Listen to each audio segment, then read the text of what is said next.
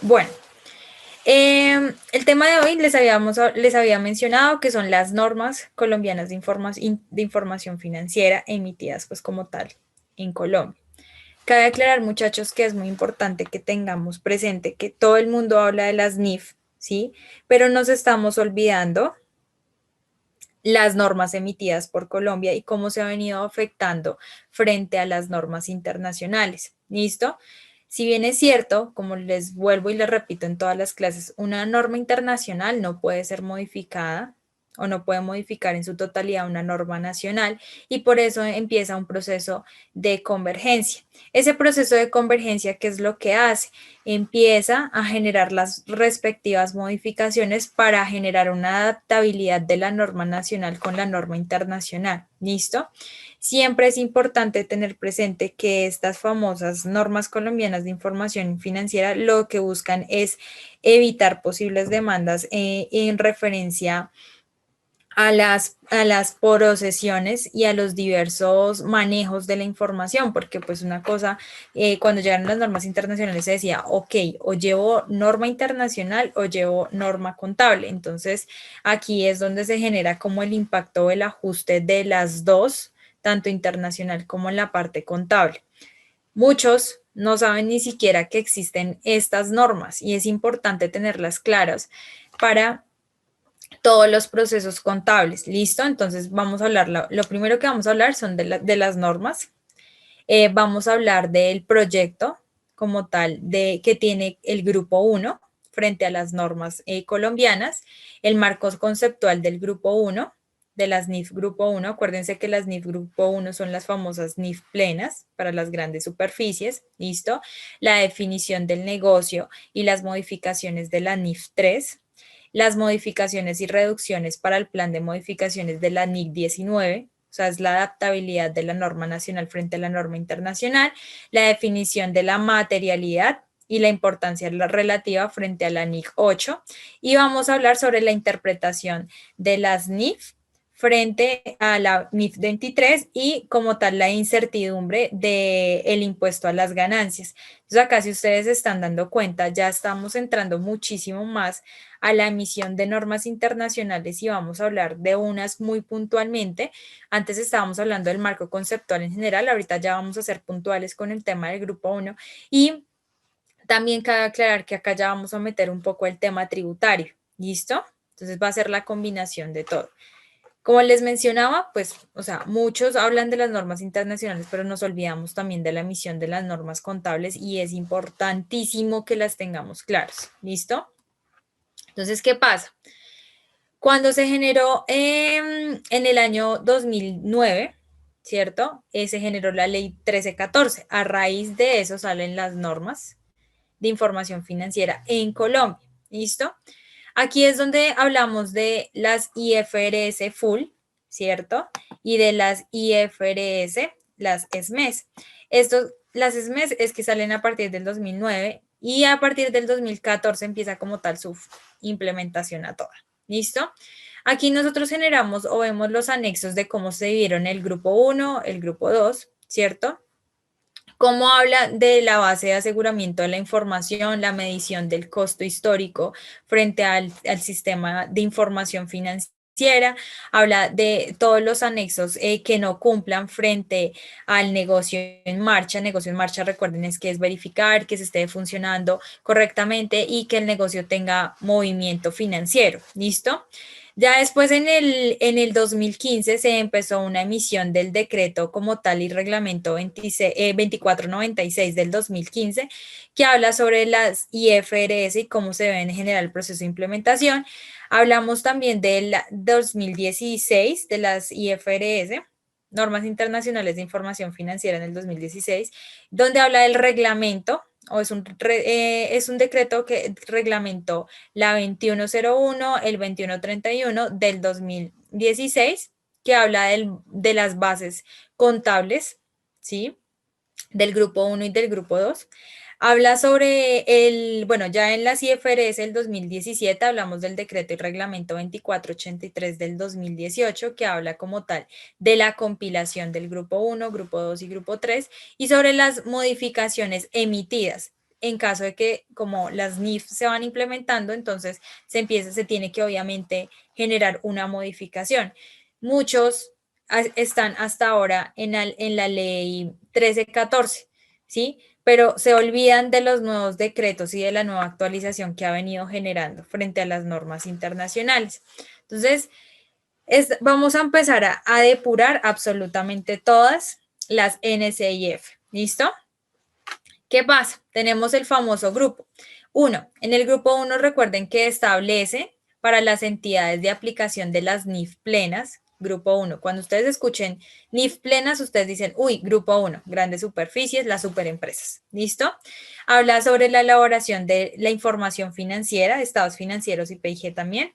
El nuevo marco conceptual como tal adiciona los conceptos nuevos que no son incluidos en el marco conceptual anterior, quiere decir que están actualizados, ¿listo? Tales como los objetivos, los principios de la relevancia, la unidad de cuenta, cómo se bajan las cuentas.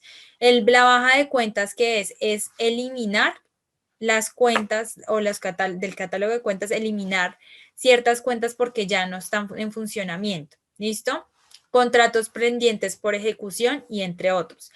Cabe aclarar que en esta presentación hay recortes, hay muchísima información y hay recortes como tal de las normatividades. ¿Listo? Entonces, acá tenemos un vistazo al nuevo marco conceptual. Lo primero es que habla sobre la introducción y de lo que se emitió frente a la ISB. Recuerden que la ISB es quien emitió las normas internacionales de información financiera, ¿sí? Habla del marco conceptual y del conjunto integral de los informes financieros que deben establecerse pues a marzo del 2018, ¿listo? Que fue cuando empezó todo el proceso. Lo primero que hablamos es del objetivo de los informes financieros, las características cualitativas de la información, una descripción como tal de la entidad informa y que sea supremamente el límite de la información, de dónde inicia hasta dónde llega, la definición de activo, pasivo, patrimonio, ingresos, gastos frente a normas internacionales, los criterios a incluir frente a los activos y pasivos de los estados financieros de reconocimiento y la orientación, el cual se da pues para la eliminación de las cuentas o lo que también conocemos como baja de cuentas. ¿Listo? También tenemos o encontramos la base de medición y la orientación sobre cuándo se usan los conceptos y cuándo no, ¿sí? Hablamos del criterio del mantenimiento del capital, de cómo se va a mantener el capital de inversión de la organización. Hablamos de el resumen del proyecto como tal. ¿Cuál es el resumen del proyecto? Es cómo se va a iniciar ese proceso y cómo se va a mantener la organización frente a las normas internacionales, ¿sí? El consejo, cómo se debe revisar, habla de los principios y marcos de las anteriores normas. Y el propósito de este nuevo marco es generar o ayudar el conjunto, ¿sí? Ayudar al conjunto de estándares internacionales y de normas frente a las normas nacionales.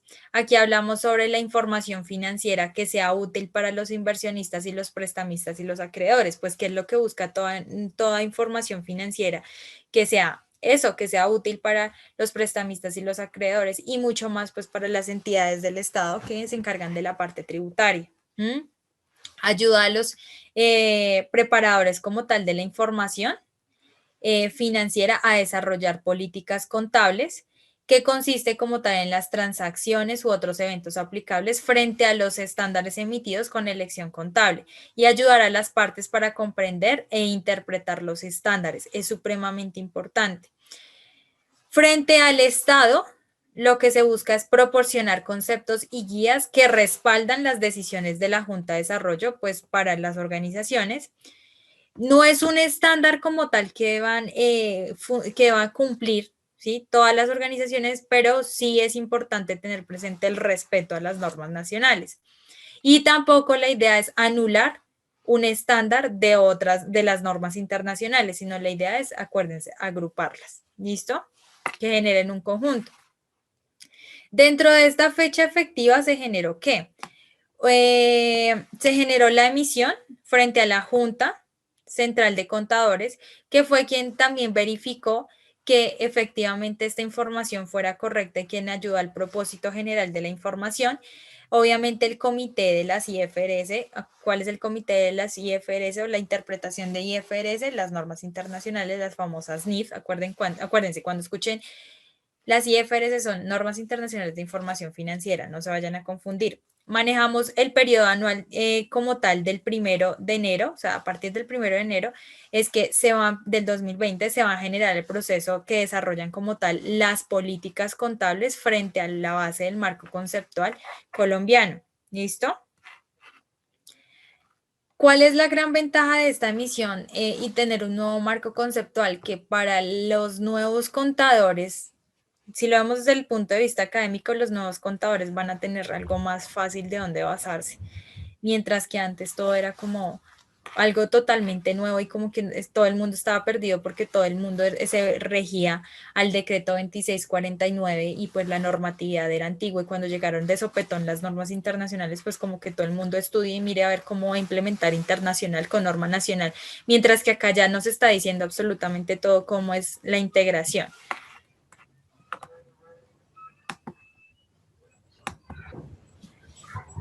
Ahora, tenemos que tener presente por qué se revisó de nuevo el marco conceptual. Entonces, algo que pasaba era que el anterior marco conceptual fue emitido en 1989.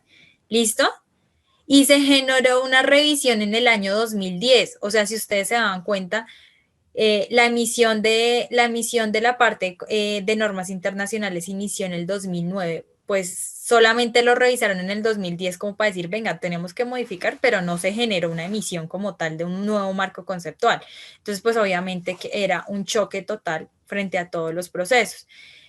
¿Dónde se generó qué? Una prioridad, unos vacíos llenados, unas actualizaciones y unas aclaraciones. Dentro de la prioridad se identificó la prioridad de los interesados que consultaban la agenda pues hasta el año 2011, ¿cierto? Se generó unos vacíos llenados por ejemplo, en la orientación y medición y presentación y revelación de la información financiera frente a normas internacionales. Se generaron unas actualizaciones en las definiciones de activo y pasivo, solamente definieron eso. Y se generó unas aclaraciones por conceptos del papel de la incertidumbre de cómo se debía generar el proceso de medición. ¿Qué pasa? Se generó un enfoque al revisar el marco conceptual de la Junta que buscó un equilibrio entre las provisiones como tal, los conceptos de un alto nivel y el suministro eficiente de los detalles para que el marco conceptual sea útil frente a la Junta y frente a los otros interesados de la organización. La Junta considera que el marco conceptual es una herramienta práctica que ayuda a desarrollar los estándares, ¿sí? O sea, es como que la que le va a dar el paso a paso y le va a decir cómo lo puede desarrollar. ¿Listo? Por lo tanto, el marco o el concepto incluye que los conceptos ayuden a los factores que se consideran como tal emitidos como juicios aplicativos a los procesos que estos mismos dan respuesta frente a la información financiera. Entonces, esto es una vaina muy complicada y pues está enredada. Entonces, en definición, lo que busca es que tengamos un estándar para que en base a ese estándar empecemos a generar como tal la emisión y el desarrollo de la implementación de los nuevos estándares. Básicamente es eso. ¿Listo? Perdón si encuentran conceptos o partes donde la información está bastante redundante, pero la verdad es que eso es lo que dice la norma y también quiero que ustedes se acostumbren a generar un proceso de interpretación de norma. ¿Listo? Recuerden que las dudas o inquietudes las dejamos al final de la sesión y levantan la mano. El marco conceptual revisado, entonces tenemos un conjunto completo de conceptos financieros. ¿Listo? ¿Qué pasa? ¿O cuál fue el principal cambio que se generó? Entonces se generó algo nuevo dentro del marco conceptual de las normas colombianas de información financiera. Se generó la medición, la presentación y revelación y la baja de las cuentas. Lo nuevo que fue entonces con respecto a la medición, generamos conceptos sobre medición porque no era algo que se tuviera muy claro anteriormente. Se incluyeron los factores considerados como selecciones y bases de medición de la información. Pongamos micrófono.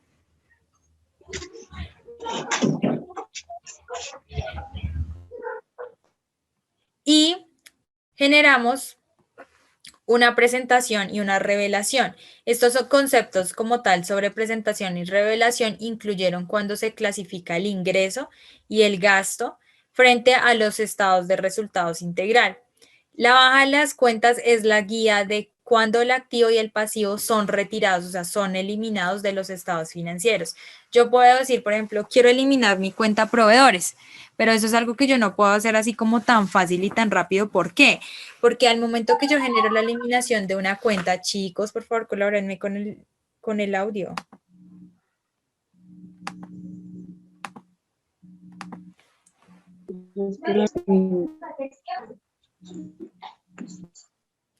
Listo. Entonces, al momento de que nosotros generamos esta eliminación de las cuentas, no simplemente puedo decir, uy, no, ya lo eliminé y para de contar. No, eso es un proceso financiero y contable que yo debo tener presente antes de realizarlo en un estado financiero. ¿Listo? Y más para las emisoras de grupo 1 porque son las de grandes superficies. ¿Listo? Ahora se generaron unas actualizaciones frente a las definiciones de activo y pasivo, se generó un reconocimiento de los criterios para incluir los activos y los pasivos dentro de los estados financieros, la importancia. Se generaron las aclaraciones de prudencia, administración, medición y esencia sobre forma de la información financiera. En el capítulo 1, básicamente habla sobre el objetivo de los informes financieros. Estos informes financieros tienen como objetivo que la información financiera sea de propósito general para la organización y el propósito de lograr los objetivos y que son los principales usuarios de la información. ¿Quiénes son los principales usuarios de la información? Recuerden, son los agentes internos de la empresa y pues como tal el Estado colombiano también. ¿Listo? El objetivo entonces es proporcionar información financiera que sea útil para los usuarios y la toma de decisiones, que es lo que nosotros siempre hemos sabido. Las decisiones de los usuarios implican decisiones sobre comprar, vender, mantener instrumentos, deuda y patrimonio. Esto pilas que eso es para quiz. Suministrar o liquidar préstamos y otras formas de créditos, manejar todo el tema de votar o influenciar las acciones de la administración como tal, tomar esas decisiones frente a los usuarios que iban a evaluar, la perspectiva como tal de las entradas futuras, generar proyecciones financieras, ¿cierto? ¿Cómo me va a ir en el futuro? Y la gestión administrativa sobre los recursos económicos de la administración como tal de la empresa. Para realizar las evaluaciones, los usuarios necesitan una información sobre qué, sobre los recursos económicos de la empresa, ¿sí? Necesitan unas reclamaciones contra la entidad de los cambios de los recursos y verificar el por qué se generaron. Manejar como tal una eficiencia y una eficacia de la administración y ver el cumplimiento de las responsabilidades de los recursos económicos que tiene la entidad, ¿sí? También en esencia se generó, bueno, un resumen sobre el cambio y pues básicamente en este capítulo habla de que se publicó en el 2010 y pasó por un debido proceso en el exceso como tal de el momento de ser revisado por la Junta Central de Contadores, donde ustedes vean la Junta Central de Contadores, ¿listo? Donde se fundamenta, sin embargo, se aclaró que la información es utilizada para la evaluación y la administración necesaria para lograr los objetivos de la información financiera. ¿Listo? También se habla del proceso de la administración donde los usuarios y los informes como tal necesitan esos informes de información financiera, valga la redundancia, para que se puedan evaluar. El marco conceptual discute explícitamente sobre la necesidad, así como también la necesidad de la información que ayude a los usuarios a evaluar la perspectiva de los futuros y los ingresos netos de la entidad. El usuario como tal frente a la información financiera, ¿qué es lo que hace?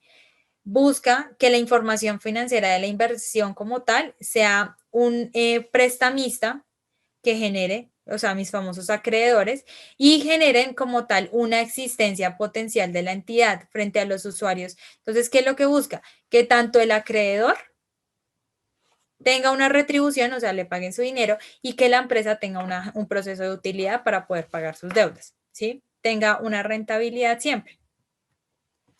Dentro del capítulo 2 hablamos sobre las características cualitativas de la información financiera útil. Ojo, aquí dentro de esta información financiera útil tenemos que tener presente que las normas internacionales las definen, pero acá ya es la compilación tanto de lo que quiere la norma nacional como lo que quiere la norma internacional. Entonces, para esta información que sea útil y relevante, se proporciona una respectiva información frente al representar la revelación y la representación fiel de las características cualitativas, fundamentalmente en la información financiera y los conceptos como tal de rectores que aplican a lo largo del marco conceptual revisado. ¿Qué quiere decir esto? Que quienes estén frente a la supervisión de la información, en este caso nosotros como contadores o también los revisores fiscales y también los procesos de auditoría de la información. ¿Listo? ¿Cuáles son las características cualitativas fundamentales? Tenemos dos principales, la relevancia y la representación fiel de la información. ¿Listo? Entonces, la relevancia habla sobre la información relevante o importante, capaz de hacer una diferencia en la decisión tomada pues frente a los usuarios, o sea, frente a la información financiera. Habla sobre la información financiera que es capaz de hacer una diferencia en las decisiones si tiene un valor de predicción o un valor confirmatorio. ¿Qué es esto? Que con la información antigua yo pueda generar una proyección financiera futura de acuerdo a la importancia. O sea, yo puedo generar una proyección de cómo me van a ir en mis ventas en el siguiente año, ¿cierto? Pero porque yo genero esa proyección financiera, porque yo ya estoy generando un comparativo de periodos pasados con el futuro. O sea, si tengo una información pasada. ¿Listo? Ahora, en referencia a la representación fiel, hablamos sobre la información que debe presentar fielmente en sustancia que predetermine como tal la representación, ¿sí?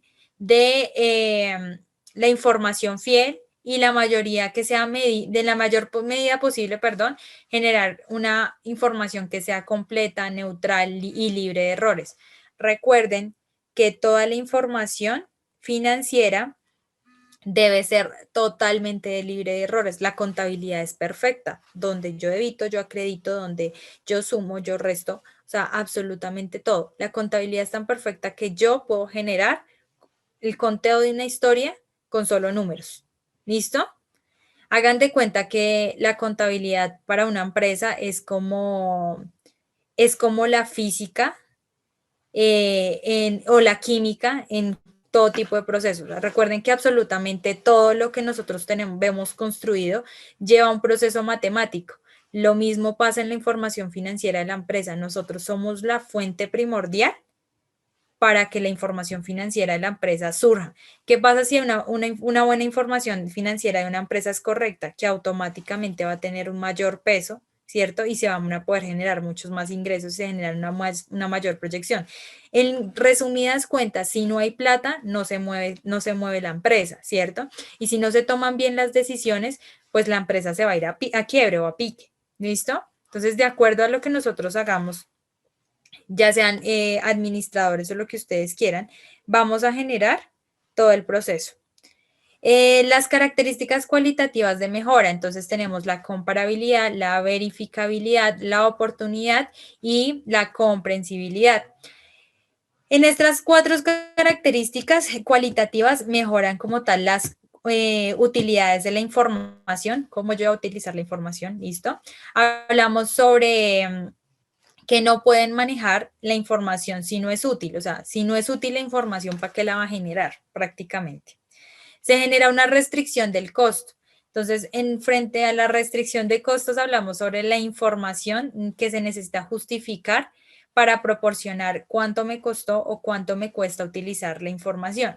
¿Qué quiere decir en este tema de la restricción de costos? Que si yo te puedo generar una proyección financiera futura, pues yo ya posiblemente puedo saber cuáles son las fallas que se cometieron en el anterior proceso. Entonces ya digo, bueno, ya tenemos que generar una estructura administrativa y financiera para evitar los sobrecostos o los gastos adicionales. Entonces, si se genera una correcta planeación tanto financiera como en ejecución del proceso, pues automáticamente pues voy a tener menos pérdidas, ¿sí? Básicamente lo que busca entonces, en resumen o en conclusión, lo que busca es generar como tal una prudencia, una neutralidad que respalda como tal los ejercicios de absolutamente toda la información y que sea a tiempo y aclarar el tema de la incertidumbre de la medición como tal.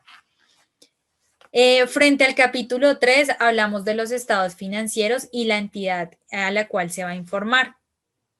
Entonces, en este como tal se habla de la descripción de la entidad, hablamos de las entidades que requieran la información o la presentación de los estados financieros, no necesariamente en marco legal como tal, digamos que puede ser, bueno, el marco legal puede ser, por ejemplo, la SANDIAN puede requerir o puede generar un proceso de auditoría, también pueden ser las entidades financieras, por ejemplo, si se tienen, somos filiales, ¿sí? A la bolsa también, ¿listo? Frente a los estados financieros se generan informes financieros que brindan como tal información sobre activos, pasivos, patrimonios, ingresos, gastos de la información, que esto ya es lo que nosotros sabemos. Tenemos claros que tenemos estados financieros consolidados, estados financieros no consolidados y estados financieros combinados.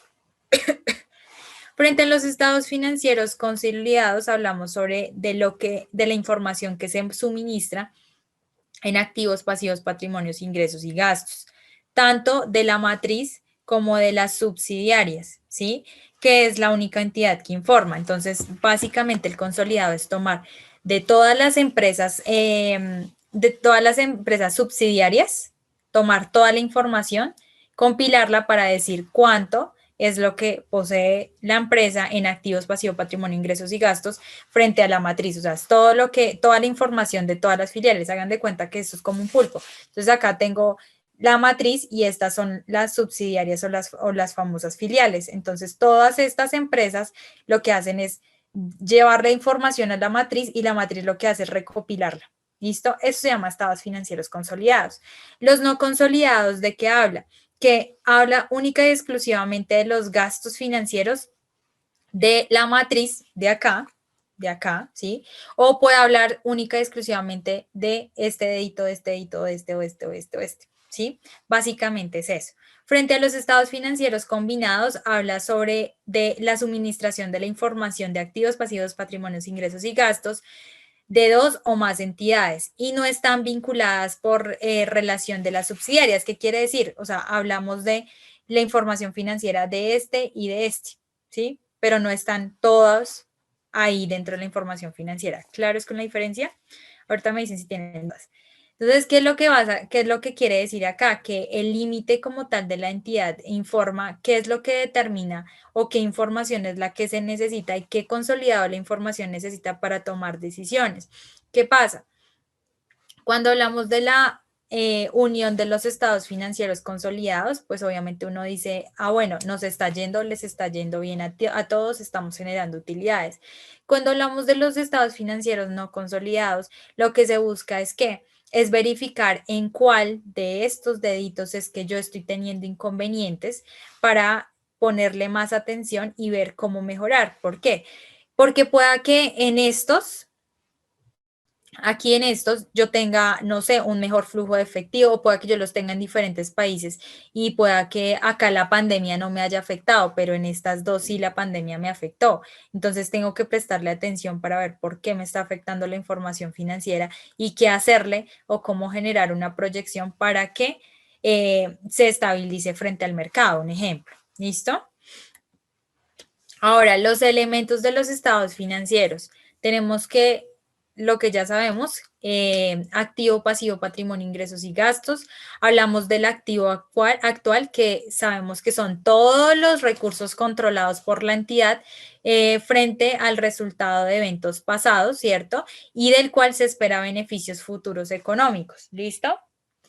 Y frente al activo revisado está el recurso económico presente controlado de la entidad como el resultado de eventos pasados, ¿sí?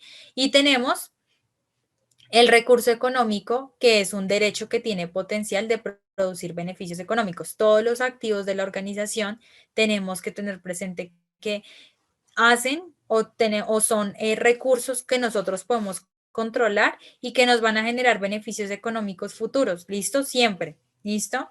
Los principales cambios que se generaron, entonces se generó la definición separada de los recursos económicos, ¿sí? Para aclarar sobre el tema de, ya te aclaro la duda, sobre la entidad final de los beneficios económicos, la eliminación del flujo esperado, anteriormente se llamaba de flujos esperados, ahorita ya se eliminó, y no es necesario estar seguro o en el tema de la posibilidad de que surjan beneficios económicos, o sea, no siempre puede llegar a pasar, pero se refiere a beneficios económicos que posiblemente me generan una estabilidad financiera a la organización. Se eliminó, se dio bajo a la posibilidad de beneficios económicos que podrían afectar las decisiones o el reconocimiento de la medición del activo. Anteriormente, pues se tenía otro concepto en referencia a la medición del activo. ¿Listo? En resumen, los cambios, la definición del activo y el pasivo se han refinado y las definiciones de ingresos y gastos, pues como tal, se han generado una actualización solo frente a las que se reflejan en el refinanciamiento. ¿Por qué? Porque el pasivo actual habla sobre las obligaciones que de la presente entidad donde surgen como tal eventos pasados, ¿sí? Todo surge a raíz de un evento pasado. Si yo compré, si yo me endeudé, ¿listo? Cuya liquidación espera que se resulte pues en una sala de la entidad donde los recursos se incorporan a beneficios económicos. O sea, si a mí me prestaron, pues se pagó, pero siempre se va a convertir en un beneficio económico lo que yo compré. ¿Listo? Frente a los pasivos revisados, entonces tenemos una obligación como tal frente a la presentación de transferir recursos económicos. Se generó también el resultado como tal de los eventos pasados y también una obligación que debe ser responsabilidad de la entidad, ¿sí? Y que tiene capacidad práctica de evitar, o sea, si la empresa como tal tiene la posibilidad de evitar la deuda, pues automáticamente genera su proceso de pago. ¿Listo?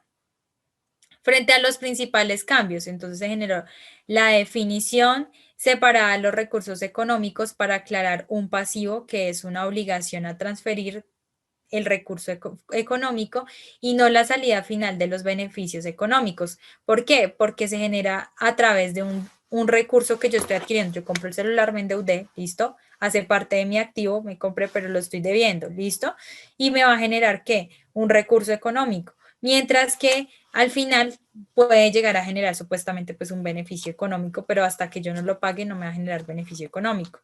Eliminan los flujos esperados. Dentro de las mismas implican que las establecidas anteriormente para el activo y se genera una introducción del criterio de no hay la posibilidad de practicar, de evitar, ¿sí? Y se genera una definición como tal de la obligación. Entonces, si ustedes se dan cuenta, habla muy, pero muy detalladamente. Lo que tenemos que tener presente es la definición como tal, que ya sabemos que el activo y el pasivo. Entonces, ¿qué es el activo? El recurso controlado por la entidad económica frente a sucesos pasados o eventos pasados y del cual se espera un beneficio económico futuro. ¿Listo? Y la actual del pasivo, hablamos de qué? De una obligación que presenta como tal la entidad que surge también de eventos pasados cuya liquidación se espera que resulte frente a la salida de la entidad. La salida de la entidad es sacar el dinero para pagar. ¿Listo? Básicamente esa es la definición. Hablamos frente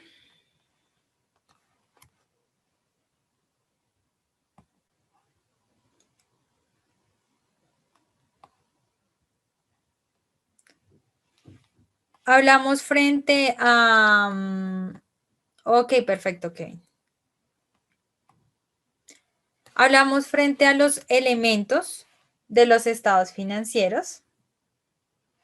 Entonces, la importancia acá es el derecho u obligación de los derechos que tiene como tal, que aplican los criterios frente a los conceptos de medición. Entonces, en esta tenemos las unidades de cuenta. ¿Cuáles son las 4 unidades de cuenta principales? La relevancia, la representación fiel, la revisada por los ingresos y la definición de la revisada por los gastos.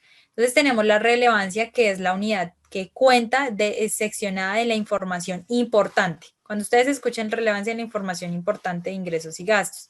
Aquí ya hablamos como tal de las unidades, de la representación fiel, de las unidades de sección que buscan como tal representar fielmente o de donde es la información clara, que sea verídica, los activos pasivos y cualquier ingreso o gasto relevante. ¿Listo? Hablamos de la revisión del ingreso. Entonces, la definición es incrementos de activos, ¿sí? Disminución de pasivos, que resulta que el aumento del patrimonio y distintos relacionados con el contribuyente y de los tenedores de los derechos del patrimonio. Es un poco enredado, entonces se los traduzco. Siempre se genera, cuando yo tengo ingresos, ¿cierto? Hagan de cuenta la contabilización, las cuentas de yo tengo un ingreso. Si yo vendo, aumento mi activo. ¿Por qué aumenta mi activo? Porque estoy recibiendo dinero, ¿cierto? Pero ¿qué pasa? Que si yo aumento mi activo, pues automáticamente también voy a disminuir mi pasivo. ¿Por qué? Porque pago las obligaciones o las deudas que tenga, ¿cierto? Y el resultado de este aumenta el patrimonio. ¿Qué quiere decir esto? Activo menos pasivo es igual al patrimonio. Básicamente es eso, ¿sí? ¿Qué pasa con la definición revisada de gastos? Habla sobre la disminución de los activos, ¿sí? El incremento de los pasivos y el resultado de la disminución del patrimonio, que sean pues relacionados con la distribución titulares de los derechos. Esto, si me aumenta un gasto, yo contabilizo el gasto, pues automáticamente, ¿qué va a pasar? Se va a disminuir mi activo, ¿cierto? Saco el dinero y va a incrementar mis deudas. Y el resultado va a ser pues disminución de mi pasivo. Entonces, activo menos pasivo, pues ya sabemos que es igual a patrimonio.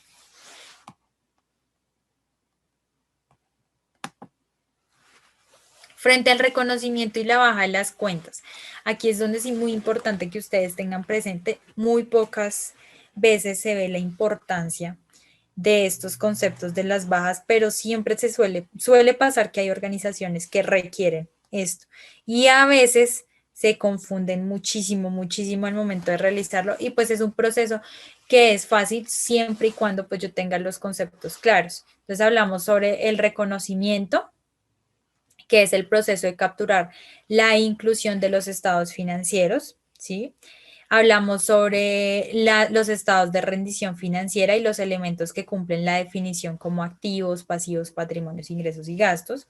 ¿Sí? El reconocimiento de la apropiación de la información relevante sobre los componentes de los estados financieros que ya se los mencioné y los elementos frente a los objetivos que proporcionan una información útil de los inversores y los acreedores.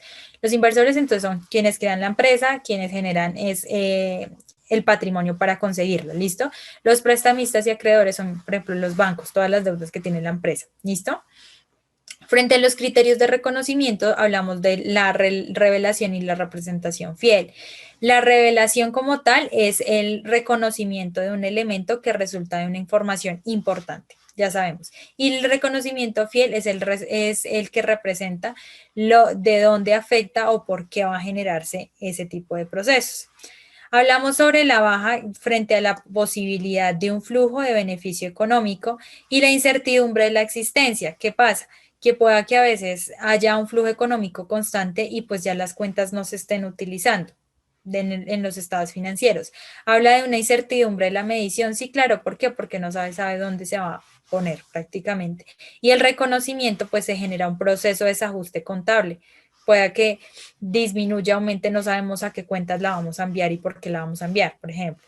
Y como tal la representación fiel o importante o relevante.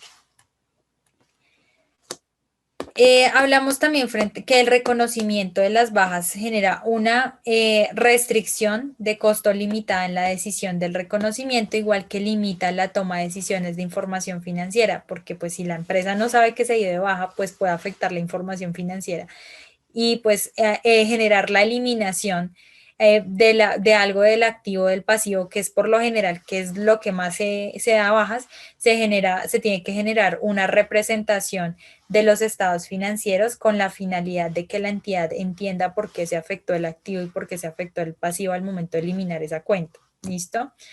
Frente a las cuentas normalmente del activo ocurre que la entidad pierde el control de todo, pues en referencia a lo que se conocía anteriormente como el activo. Y del pasivo, la entidad ya no tiene una obligación presente por la totalidad o parte del pasivo en frente al reconocimiento. O sea, no se sabe qué se hizo con esa deuda, posiblemente, o pueda que siempre la cuenta, o por lo general cuando yo le doy debajo es cuando las cuentas siempre están en ceros. ¿Listo? Entonces como que, uy, aquí afectó algo. Es más que todo para la presentación. Los objetivos de baja buscan que la representación sea fielmente en referencia a cualquier activo pasivo retenido después de las transacciones que se condujo de baja de la cuenta. O sea, se genera una reestructuración o una modificación. Si está en ceros, pues es mejor. El cambio del activo de la entidad como el resultado de la transacción. O sea, ver qué pasó frente a los resultados. Cabe aclarar que en estos casos es muy limitado y si se necesita generar como tal el reconocimiento de los componentes transferidos de un activo o un pasivo, junto al pasivo o el activo, pues como tal el producto se recibe con referencia a pagado, a representado, a una revelación o una apropiación o qué se hace con esa información. Entonces, en resumidas cuentas, dar de baja una cuenta es eliminarla del estado de situación financiera, pero si yo elimino una cuenta del estado de situación financiera, automáticamente me va a afectar la presentación de la información financiera. Eso es lo que quiere decir todo lo que les dije. Frente al capítulo 6, ya hablamos sobre la medición. ¿Listo? En referencia a la medición, ¿qué componentes tenemos que tener presente? Que eso lo vimos la sesión pasada sobre el costo histórico y el valor corriente. El costo histórico proporciona como tal la información derivada de al menos el precio transferido del evento que dio el origen. ¿Cuál fue el evento que dio origen? ¿Cuánto me costó? Hagan de cuenta. Es así de sencillo. Forma aplicar una base de medición frente al costo histórico a los activos y frente a los pasivos financieros, frente a la medición de un costo amortizado. ¿Qué pasa? Pues que yo tengo que saber cuánto me costó, digamos, la maquinaria que traje de la China frente a todo el tema de transporte, frente a todo el tema de legalización de aduanas, frente al tema de la instalación. Eso hace parte del costo histórico de la maquinaria, ¿sí? Pero resulta y pasa que yo me endeudé para esa maquinaria, entonces yo tengo que generar cuánto fue la deuda en general de la maquinaria, ¿cierto? La suma de todas las deudas y automáticamente generar un costo amortizado. ¿En qué sentido? En, por ejemplo, el pago de los intereses. ¿Listo? Tenemos que tener presente que existen los valores corrientes. ¿Listo? Acuérdense que los valores corrientes es que se generan una transferencia continua. ¿Listo? Y las bases de medición. Frente a esas bases de medición tenemos que tener presente el valor razonable, que acá ya lo definen como el precio que recibirá por vender el activo, ¿sí? Entonces, ¿cuánto está en el mercado actualmente? Y también refleja las expectativas actuales como tal de los participantes del mercado sobre la cantidad, el momento, la incertidumbre de flujo efectivo.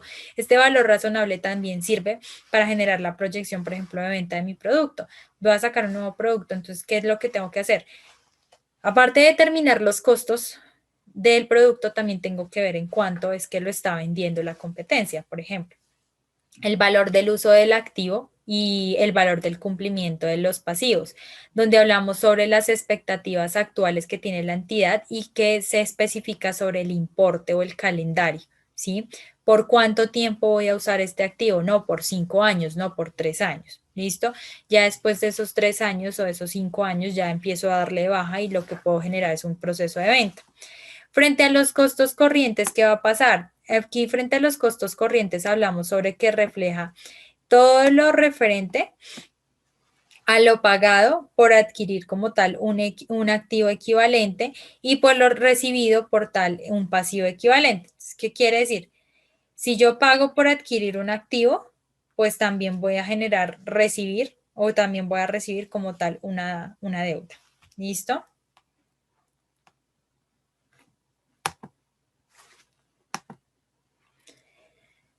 También nos habla sobre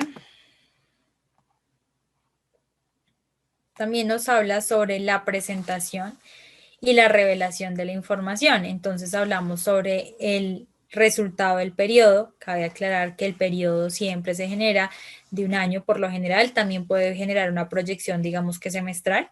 Y esta proyección como tal del periodo hablamos de que es la fuente del rendimiento ahí, que es la fuente del rendimiento y que hablamos sobre los estados de resultados que podrían ser una información importante frente al desempeño financiero de la información, ¿sí? Los principios de los ingresos, los gastos, como tal que clasifican o que incluyan los estados financieros del resultado. Tenemos pues como tal los otros estados de resultados integrales o lo que nosotros conocemos como ORI. Los ORI, entonces ya les había explicado. Cuando habla, bueno, alguien me está preguntando que si puedo aclarar el concepto de amortización. La amortización es qué? Es definir por cuánto tiempo voy a tener que cancelar. Un ejemplo, por lo general la amortización yo lo hago para los créditos bancarios. Y esta famosa amortización yo la genero o genero como en cuánto tiempo voy a pagar la deuda, cuánto va a ser de interés, cuánto va a ser de capital, cuánto va a ser de abono de capital y en cuánto tiempo voy a pagarla. Básicamente es eso. De eso se trata el tema de la amortización. Bueno, frente al ORI, entonces hablábamos sobre las circunstancias. Acuérdense que el ORI es el otro resultado integral. Entonces, ese famoso o ese otro resultado integral es excluir los estados de resultados, ingresos, gastos, ¿sí? Que surjan con respecto al cambio del valor corriente del activo y del pasivo o que genere como tal la toma de decisiones que puedan hacer que los estados de resultados se generen una proporción de información más relevante o representación más fiel. Ese otro estado de resultados integral lo que busca es verificar que la información esté correctamente o con respecto al anterior estado de resultados, por así decirlo. Ahora hablemos de el reciclaje de las partidas presentadas en el famoso ORI. Entonces, en este famoso ORI hablamos sobre el periodos que son literalmente, en teoría, reciclados, porque es información que no es tan relevante, pero que se va a incluir en ese famoso ORI, ¿sí? Y que hablamos es que esos estados de resultados son más relevantes dentro de la representación fiel. ¿Por qué? Porque está detallada, mucho más detallada la información. Mientras que el integral hablamos de las partidas principales, ¿sí? Pero el ORI habla como que con el detalle más amplio de la información. Por eso es que se habla de reciclar la información. Frente a los conceptos del capital y mantenimiento de capital, frente a los conceptos y el mantenimiento del capital, hablamos de que el material incluido frente al capítulo 8 ha sido trasladado según los cambios del marco conceptual para la información financiera emitida del 2010. Quiere decir que efectivamente hubo una modificación y que en materia originalmente aparece en el marco conceptual y se representa en los estados financieros de 1986, que fue cuando se generó la primera emisión. ¿Listo? O sea, como tal, se trasladó exactamente igual la información. Frente a las modificaciones referentes al marco conceptual de las NIF plenas, recuérdense que las NIF plenas es del grupo 1, y hablamos que alguna NIF contiene una referencia o citas del marco conceptual emitidas por la ISB en el año 2001 y que se modificaron en el proceso del año 2010. Estos documentos se actualizan frente a las referencias de las normas internas, de las normas colombianas de información financieras y con referencia al marco conceptual para direccionarlos al nuevo marco conceptual que se generó en el 2018. ¿Listo? Y como tal se generan una realización frente a otro tipo de modificaciones para las NIF plenas. Entonces, frente a las modificaciones en referencias del marco conceptual, tenemos los objetivos de las emitidas, los efectos y las fechas de las transiciones. Entonces, hablamos sobre los objetivos de la emisión, pues como tal fue que algunos estándares que influyen en referencia explícitas como tal en la versión anterior del marco conceptual, o sea, se pasó exactamente igual, y otras sí se le generó un proceso de modificación. Hablamos de los efectos, que hablamos sobre el complejo como tal o el consejo como tal que se espera que las normas emitidas por el marco conceptual generen un efecto significativo frente a los usuarios y a los preparadores de la información financiera, que es lo que hace referencia al grupo uno. Y también hablamos sobre la fecha efectiva con el proceso de transición, que la idea es generarlo para después del 1 de enero del 2020, donde se generó el nuevo cambio del marco conceptual. Muchos no lo saben porque es que es relativamente nuevo ese nuevo marco conceptual. Está totalmente actualizado. Sabíamos que lo emitieron en el 2018, pero hasta ahí quedó. Bueno, muchachos.